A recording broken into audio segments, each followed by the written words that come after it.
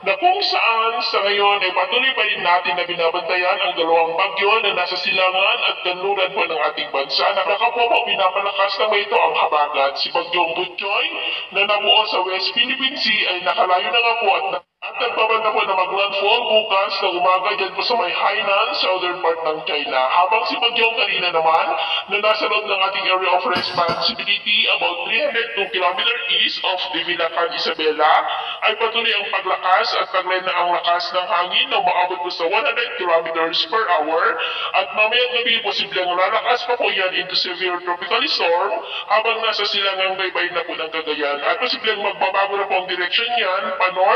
northeastward, pataas, paakyat, pero panihis na po dito sa ating turupaan, lalo na po sa mga isla ng extreme northern Luzon. At pagsapit po ng Martes, posibleng lalakas na po yan into typhoon category habang nasa silangan na po ng mga isla ng extreme northern Luzon, palihis po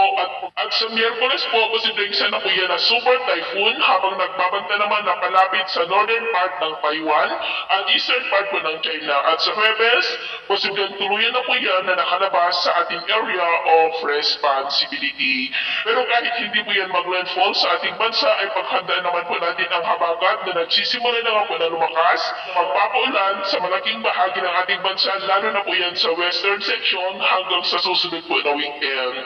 At sa lagay ng ating panahon, ngayong hapon ay mulap ang kalangitan with isolated rain sa ilang bahagi ng Cagayan Valley, lalo na po dito sa may Cagayan, Ilocos Region, Central Luzon, Cordillera, Metro Manila,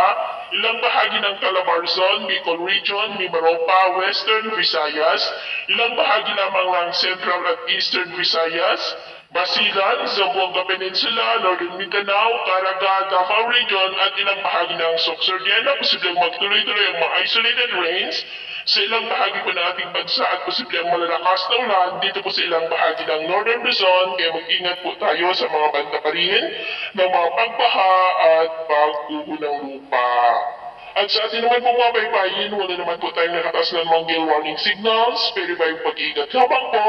kung papalaot tayo para mas mag-iwas sa mga sakunang